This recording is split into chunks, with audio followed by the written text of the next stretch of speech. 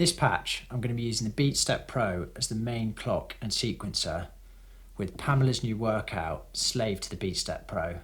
And that's mostly used as a sort of extra modulation source rather than a clock source. The swing on the BeatStep Pro is set to, what are we on here, 69. That's a 16th note swing. A lot of people ask me about the sort of swing and shuffle on these tracks, but usually there's nothing too complicated going on. The feel comes much more from the sound selection than from anything fancy going on with the clock. The kick sound is a basic triangle wave from the dot for oscillator, which receives an envelope from maths. That sound is then filtered by the wasp filter, and that's just to add a bit of extra warmth and get rid of some of the high end that I don't want. So the rim shot sample is played by the squid sample. The rim shot sample being played by the squid, playing a sort of half bass line, half kick part to sort of thicken out the low end and to add a bit of extra rhythm.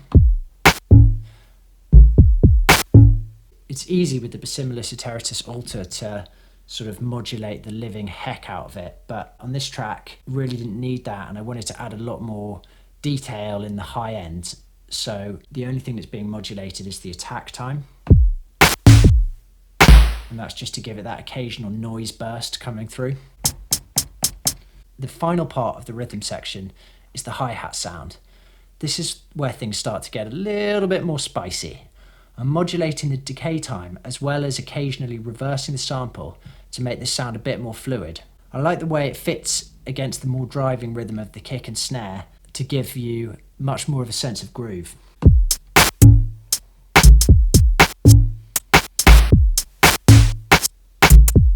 You can hear how the reversing one, just randomly popping up, sort of throws you out of the very expected standard swung rhythm.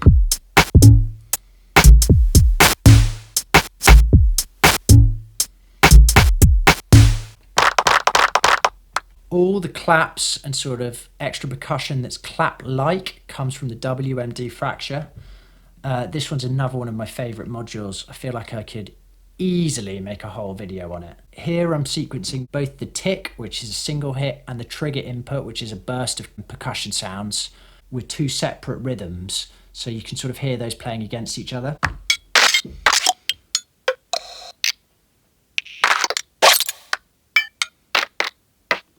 I'm modulating the frequency, sound source, surface and reverb on the fracture, so the pitch is going up and down, the actual sound you're hearing is constantly changing, and then you also get these bursts of huge space opening up.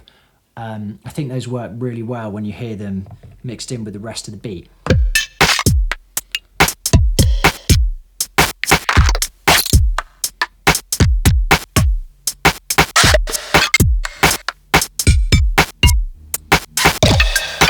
At this point, I was basically there, but I just wanted to add in a few extra elements to help widen the sense of space.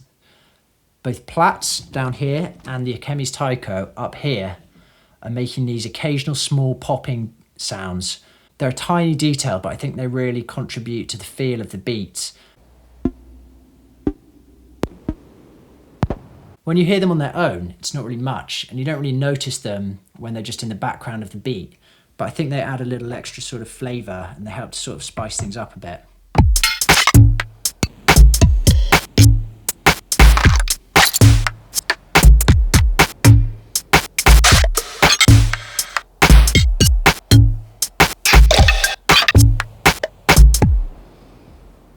So the only other thing that's going on here is this sample, it's a field recording actually of some cowbells that I recorded, being played by the squid sample. I'm modulating, I think, the bit depth and skipping around within the sample with cue points to give it a bit of rhythm that's tied into the rest of the piece. The point of this is just to like densen out the texture a bit. It's not something that's directly related to the like rhythm or the groove, but I think it worked well when you hear it in the context of the whole piece.